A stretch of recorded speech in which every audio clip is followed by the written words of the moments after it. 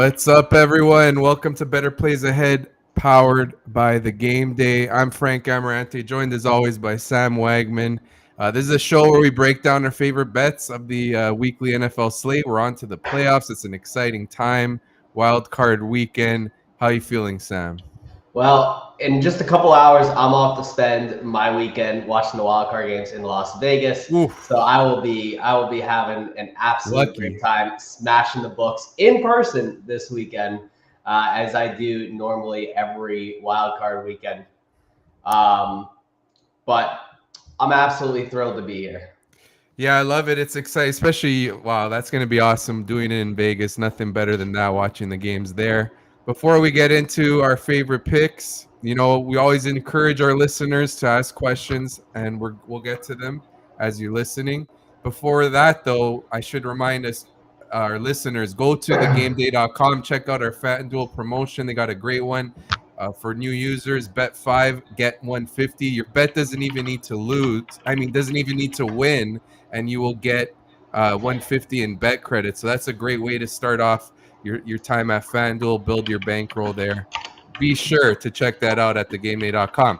But without further ado, let us get into our first segment, the chalkboard. This is where we we go with either a trendy favorite, even a trendy underdog.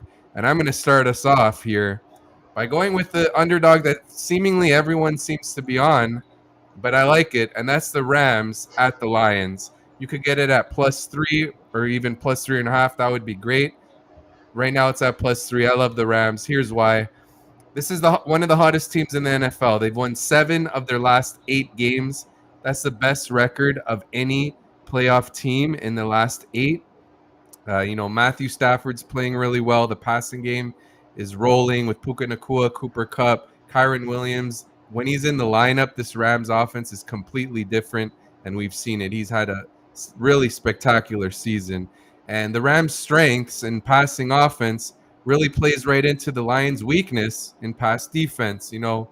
They've gotten shredded all season long, especially by receivers. We saw CeeDee Lamb just go completely off in that game against them. I know that the Cowboys only won by 1 there, but let's be honest, that game wasn't really as close as the score because CeeDee Lamb fumbled right at the 1. There was, that could have been a touchdown win for the Cowboys. My point is, I think this Rams team is better than their overall record at 10-7. The Lions also haven't even mentioned they may not be with stud rookie tight end Sam Laporta. I know Detroit's at home, but I think the Rams are the better team, and I'm going to take them +3 here on the road as underdogs. Yeah, I'm in lockstep with you on this one. I took Rams +3.5 as well. As soon as I can initially get it. The only thing that I'm worried about there is the fact that the Rams are similarly, have issues with their pass defense. That could be a little bit of a hiccup there. Jared Goff in a dome. Never love to fade that, but I do like the Rams here. I think they're going to have a really good chance to knock off the Lions here. Obviously, you got a ton of narratives here. Both quarterbacks playing against their former teams. Stafford returns to Ford Field for his first playoff game ever played there. So that's honestly, it's kind of wild that he's playing his first playoff game at a stadium that he doesn't even play at anymore. But there has to be some nostalgia there for him. I have to think that both teams are going to go all out here. If you're not going to take a side here, I definitely recommend the over. I think both teams are going to score a ton of points in this game. Yeah, I do love a lot of props in this game. One of them I'm going to list later. I know you do as well. So stay tuned and we're going to get right into that. But before we do, we got to move on to It's a Trap, which is the segment where we look at, it could be a fishy line and we roll with it and we explain why. So Sam, tell us what you like. You're looking at the Bills and Steelers game. I am, and this is the only game that I really notice a discrepancy between the bets and the handle here. 54% of the money per wager talk is on the Bills in this game, but 60% of the money is on the Steelers here. Something I found that's interesting. Double-digit underdogs in the playoffs have been a very extreme ends of both sides here. You either have double-digit dogs getting blown out like they have been in the past. I can remember a Patriots game several years ago where they were 16-point favorites and managed to cover. But we've also seen 8 double-digit underdogs win straight up. So it's not too uncommon for double-digit dogs to really come into the playoffs and play up to their underdog status. Last year, both Seattle versus San Francisco and Miami versus the Bills were double-digit dogs. Both of them covered.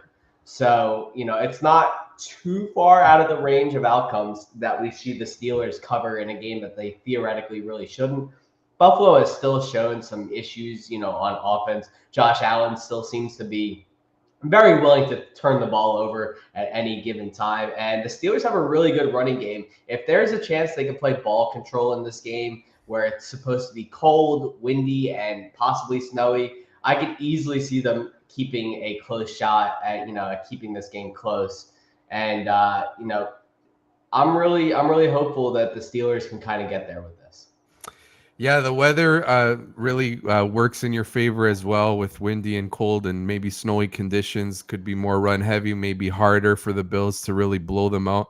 I'm really confident that the Bills win this game outright, but I think it's not going to be a complete blowout. At first I know I tweeted the Bills are going to probably blow them out, but in after further thought, this I feel like it's like a 7 to 13 point win for the Bills, maybe even 6 point. So I don't think it's going to be that where they easily cover here. It will be a sweat either way. I just if I did take a side, what I did is I parlayed the Bills -9.5 to get below 10, at least because I I'd rather not lay the 10 and then you could get a push there. I really don't trust Mason Rudolph on the road, but yeah, this could definitely be a little closer than the spread suggests. The Bills haven't Right. been blowing teams out with Joe Brady at play caller. They run the ball more, so they're not scoring as quickly. It's more ball control. So I definitely hear your point. A bonus prop here. I love Najee Harris over 14.5 rush attempts. He's gone 20 plus in the last two, I believe. And like you said, the Steelers are highly likely to be really run heavy here.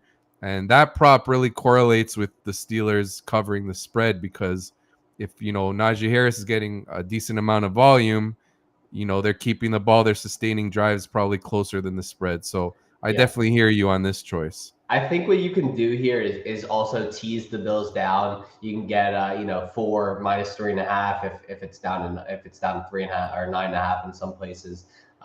You can. I think there's plays at both. Yeah. Teasing down the over and teasing up the under as well. So I think there's plays on both sides. It goes through key numbers on both sides there. So Yeah. I'm not really too far outside anything there. Both of those are good options to me.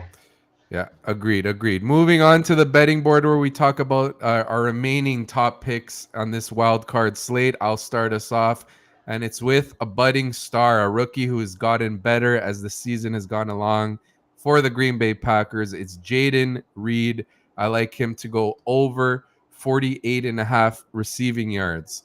So Reed has 8 or more targets in 4 of his last 6 games, so he's getting volume. He's got 201 yards in his last 2, so he's ascending. The Packers are underdogs indoors against the Cowboys. They're likely going to have to air it out to keep pace with this high octane Cowboys offense. And one thing that's a little interesting is that throughout the season, we've seen the Cowboys give up some production to receivers in the slot.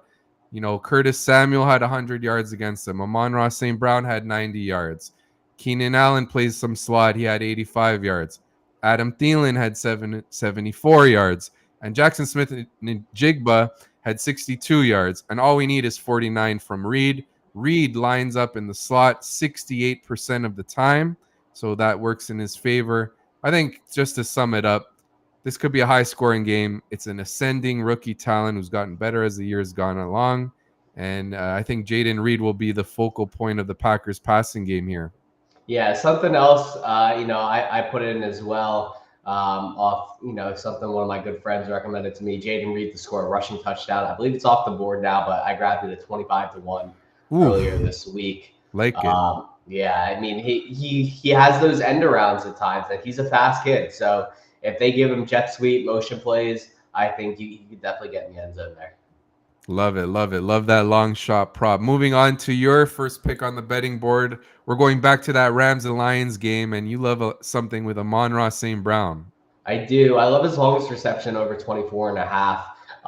He's hit it in 9 out of 16 games, but that's not really what I'm looking at. And neither is the fact that he's hit 5 of 7 at home. It's the fact that he's 8-3 to the over when he plays in a dome. And it's obviously the age-old thing here. Ball goes farther inside. No need to expose yourself to the cold elements outside. You're protected by the dome. Jared Goff absolutely loves to sling it. His yards per attempt rise significantly when he plays inside.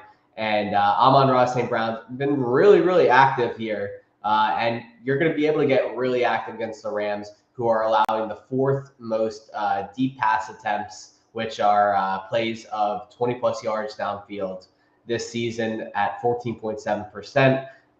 Side note, the Lions are also allowing a very high deep percentage play or pass plays. But the Rams they allow a ton of these plays to be attempted downfield. And like you said earlier, the fact that there is possibly no Sam Laporta really means that the focus is all going to be on St. Brown to produce heavily in this game. Still one of the best route runners on the field in this game.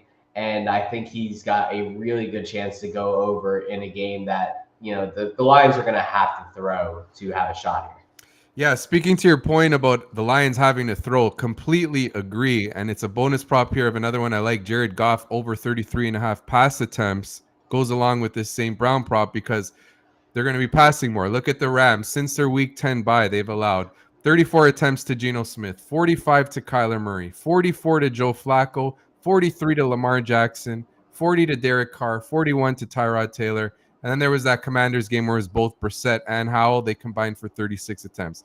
Why is that good for your prop? Well, Jared Goff throwing it more gives you more chances for St. Brown to hit this longest reception prop. The Rams are much better in run defense, so the Lions will likely have to throw more. And being indoors, love it. I'm with you.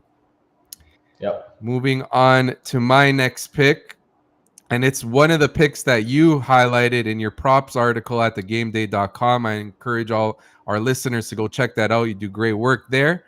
And it's David Njoku over 56.5 receiving yards. With Joe Flacco, David Njoku, we all know he's just balled out.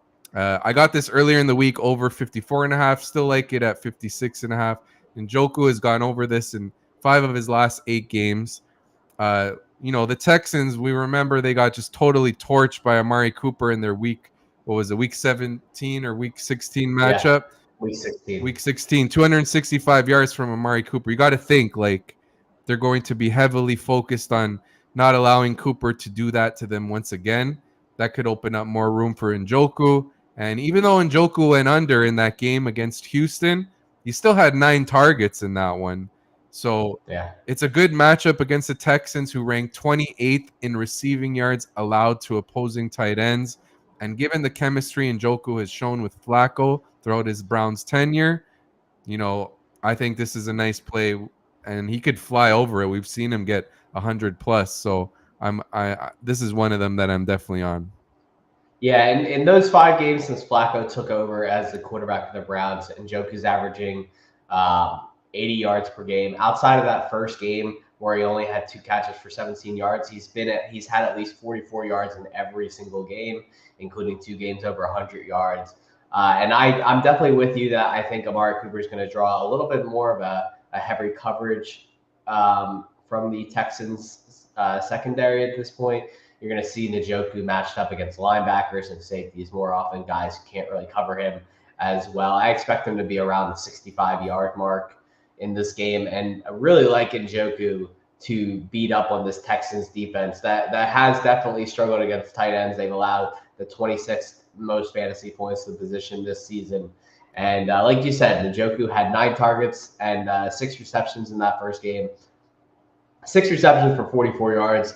Not a heavy amount for a tight end with Njoku's route running and yak ability. So I expect him to get a little bit luckier and make it into that 55, 60 yard barrier there. Yeah, that's a really low yards per reception. That's not the norm for Njoku. Like if you said he gets 6 catches in a game, there's like a really high chance that he's getting like 60 plus receiving yards given his athletic and downfield ability, like you said. And the Browns are the better team here. They're road favorites for a reason. I think they win. I think they'll continue to move the ball well with Joe Flacco. But moving to your next pick, you're heading to the frigid conditions at Arrowhead. You're looking at the Dolphins and Chiefs game, and you like Tyreek Hill in his return to Kansas City.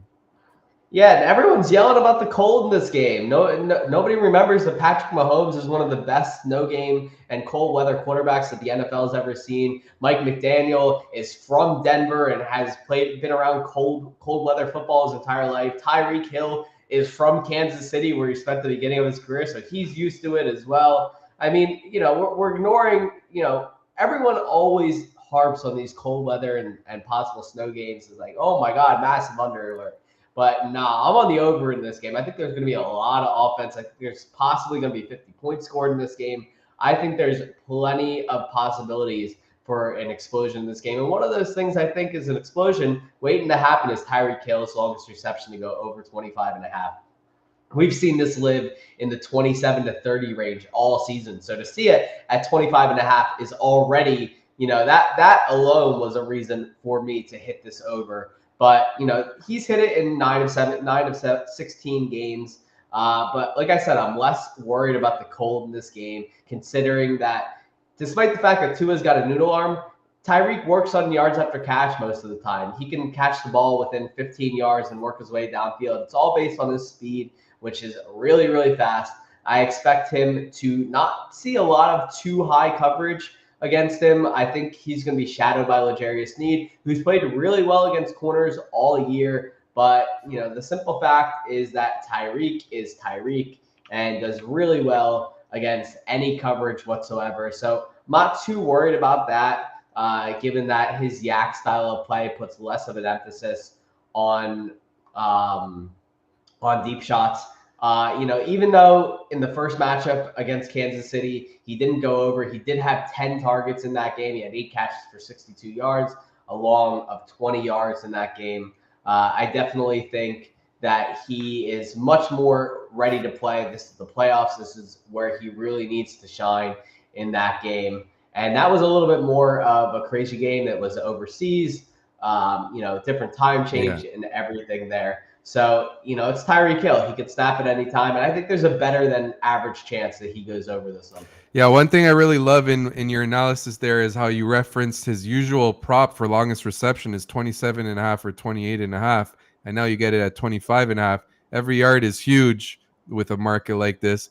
And they've already baked in the fact of the cold weather, and they may have, baked into it too much. And I know, Tyreek Hill, like you said, he could just make this happen on a short pass where he just racks up yards after the catch. And always that bonus narrative of returning to your old team is always a plus for me. I like it. Moving on to my next prop. We're going again back to the Rams and Lions game. I'm going with Puka Nacua to go over his receiving yards. I hear it's at 76.5. I like it really in any number in the 70s, really because the Lions have just been completely torched by receivers, especially since their week 9 bye. I'll just read it out to you. CeeDee Lamb, 227 yards. Justin Jefferson played them twice. He had 192 and 141. Keenan Allen had 175. Chris Olave had 119. DJ Moore, 96. Christian Watson, 94. As we mentioned earlier in this episode, the Lions' pass defense struggles. The Rams' pass offense is rolling. And, you could take Cooper Kupp here as well. But Puka Nacua has gotten more yards than Kupp down the stretch, and he feels like more of a big play threat lately. So that's why I prefer Nacua in the receiving yards prop. But to be honest, I'm with it on both. My personal preference is I don't like to always take, two of my over on receiving yards on receivers on the same team, especially when they're both high in the 70s. So that's why I just stuck to one and went with Nacua. But the matchup is great, and I feel like the Rams will have a lot of success through the air, and that works well with Nacua.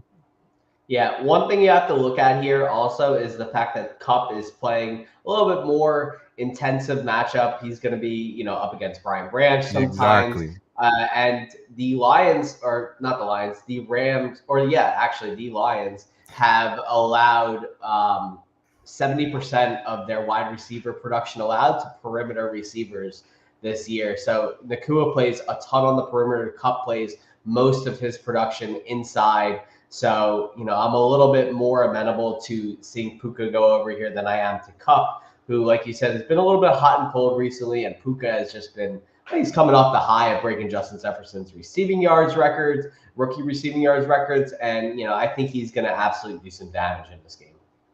Yeah, love it. Moving on to your final play, our final play of the show, and you're going right back to the Bills and Steelers. You like George Pickens. What do you I like? do. I do. I like George Pickens to go under his 39 and a half receiving yard total. And, everyone's going to come at me because he's only hit the under in 7 of 17 games. And he's only hit the under in one of 3 games with Mason Rudolph this year. But it's been so hit or miss with him. It's either he has 150 yards or he's got 10 yards. Yeah. So, it's extremes in both sides of the equation here. I'm concerned about this matchup with Buffalo. Not only are we going to deal with the cold weather conditions, that we referenced above, but the Bills play an obscene amount of too high coverage. And against too high coverage, the look is to Deontay Johnson, not to George Pickens, who has mostly been the road against single high coverage here. The Bills are going to struggle against man coverage, which is a strength of both Deontay Johnson and George Pickens. But most of the time, I think they're going to be in zone coverage, which is where George Pickens has really struggled against this season. He's not inside the top 80 in yards per route run or fantasy points against that coverage. And Buffalo's not allowing a ton of stuff to perimeter receivers this year. And the team's allowed the fewest amount of deep shots to wide receivers at 8.9%. Plays attempted this year, which is the lowest number in the NFL. So all those things together, I'm really just not in on Pickens this week. It's a low number for him to clear, but I'd be betting he's fighting to get ahead of it all game. Yeah, I absolutely love that. And I have a bonus prop here that just goes right into your George Chip Pickens under, and that's Mason Rudolph under 30 and a half longest completion for the reason you said, the style of defense that the Bills play, they really limit big plays in the passing game. They've held opposing quarterbacks under this number in 13 of 17 games this year. So 13-4 is a pretty nice hit rate. I know Mason Rudolph has made big plays in his 3 starts, but this is not the game where that to happen because Yep. the Bills style of defense and we have the weather. It's really windy. So it works really well. And I'm just going to read you a few of the examples here. Like Tua's longest completion against him was 7. Sam Howell was 18. Patrick Mahomes was 23. We need 30 or fewer, and I think especially I didn't even add they're going to be run heavy too. So there's not a lot of passing volume. The defense really limits big plays through the air, and the weather is windy. So it really works well for both of these props, Yep. including George Pickens. Love it. Before we wrap up, I think as a bonus thing, just as a thought, we could just give our picks for winners for this wild card weekend. I'll start us off. I like the Browns to beat the Texans. They're just more well-rounded team. Dolphins and Chiefs, much as I want the Dolphins to win, I'm going to side with the home team here, and Patrick Mahomes in cold weather, like you said, thrives. Give me the Chiefs. Steelers and Bills. Bills are just the better team here. I can't trust Mason Rudolph on the road. Packers and Cowboys. Love what Jordan Love has done, but the Cowboys, we know how dominant they've been at home. Give me Dallas. Rams and Lions, we already spoke about it. Rams are the better team. I think they upset them. And your Eagles and Bucks, despite the Eagles' struggles, I think they prevail and squeak it out against the Bucks. What do you think? Yeah, I'm actually on every single outright winner with you as well. There, I took Love it. Cleveland, Kansas City, Buffalo, but with a Pittsburgh cover, Dallas, Rams outright, and the Eagles as well. Note to self: if the Eagles do not win on Monday night, I will not be in on work on Tuesday morning. I will be crying in the corner. But yeah, that is, it's more a straightforward wild card weekend than people think. I don't think we have any massive upsets really brewing. That being said, will undoubtedly be at least one. Yeah, should be a lot of exciting. You love a lot of excitement. I mean, you love having such a jam-packed playoff slate. But that does it for better plays ahead. Be sure to follow each of us on social. Check out our content at thegameday.com. Like I said, we got a great promotion for FanDuel there. Bet 5 get 150. Sam does great work with his props article. I have betting content there as well as even if you're really itching for really early fantasy content, I just dropped early rankings also. But without further ado, enjoy the playoffs this weekend. And Sam, sign us off. Yeah, absolutely. Thank you guys for tuning into us. Again, we'll be back every week through the Super Bowl and giving you all the best NFL betting content there. And again, don't forget to check out everything